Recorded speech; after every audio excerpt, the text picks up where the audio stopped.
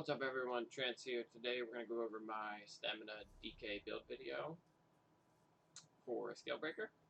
So I'll go over gear, race, consumable skills, all that good stuff. So, race, we're going to be an orc. It's really good for stamina because of the max stat bonus you get and weapon damage. It's very good.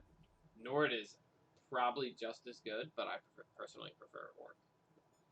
So gear, we're going to be running 5 fortified brass heavy, and then 2 Troll King heavy. So we're going to do 6 heavy, or 5 heavy, 2 medium, right here. And 2 Troll King. And then we're going to do Triune 7th Legion jewelry with weapon damage.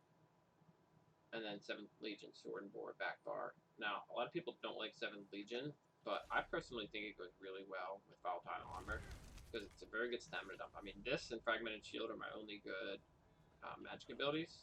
My only magic abilities that I use, so it's a good magic dump for this build. And it procs it, and it gives you health recovery too, which is a lot. So if you combine that with your Artean Broth, I mean, you've got 1500 health recovery, and then with Troll King procs, I've had like 5k health recovery with pot up with Troll King. So it's pretty damn insane the way 7th Legion synergizes with Troll King and then the Artean Broth. You're very, very tanky. And then you also get health recovery bonus with 7th Legion on 3-piece. So you've got on the front bar up all the time.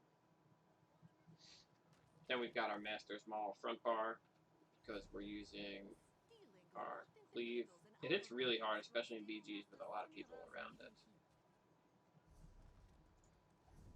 As far as Mundus, I'm using Serpent just because our stam recovery is only like 1500. I guess with the potion is 1668. So it's pretty low. I'm also not in Cyrodiil because this is an EP and I am faction locked to non-CP Cyrodiil on AD. So you got pretty good stats in BGs with this because we're running Triglyph everything. I mean, all my builds I run Triglyph everything, as you'll see. And we're even going a step further and running Triune just because DKs in Battle War are that good. So skills. We've got our Volatile Armor, which is how we're going to proc 7th Legion, cast it every 10 seconds, keep the buff up. Then Fragmented Shield, Major Mending, a little bit of heal, and it also procs all these good Earth and Earth passives. Then Echoing Vigor. You could run Resolving Vigor, but this build already has enough healing that you kind of want to help your team out in BGs a little bit with Echoing. Then Deep Thoughts. When you're not in a battle, you can always just hit this and restore a lot of resources. You could even hit this with Troll King up when 4 people are beating on you and restore resources. You're that tanky. Also, it procs the Psijic passives. Concentrated Barrier right here. And then you get Major Protection right there. So it's really good to have this slotted. Then we've got Noxious Breath, Major Fracture. It's also a really strong AoE dot for everyone. Then Corrosive. This ability is amazing. You're pretty much God mode for the 12-second duration of it. Then we've got on our front bar Venomous Claw. It's a really good single target dot. You could run Soul Trap if you wanted to, but Venomous Claw, because the Ardent Flame ability is Snare now.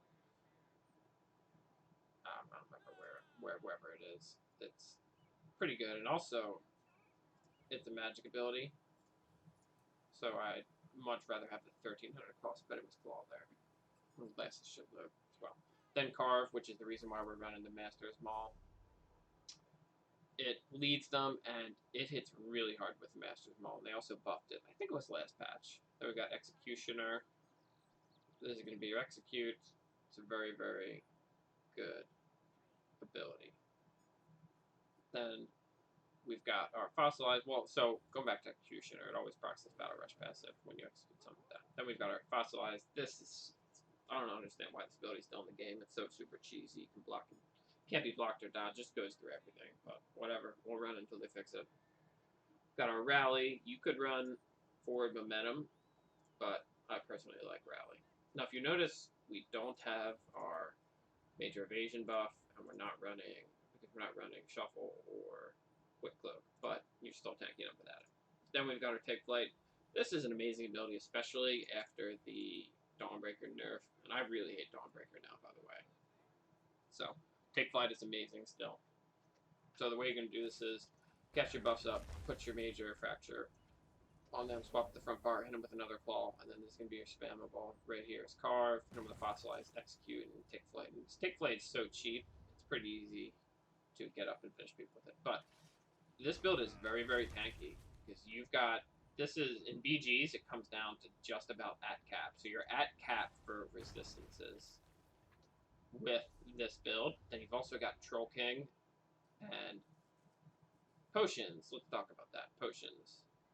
Where are they? Well, your lingering health potions. I use them, like I keep saying, on every stand build, but it's even better with this build because you're so tanky. And then we use the Artem broth for the extra recovery.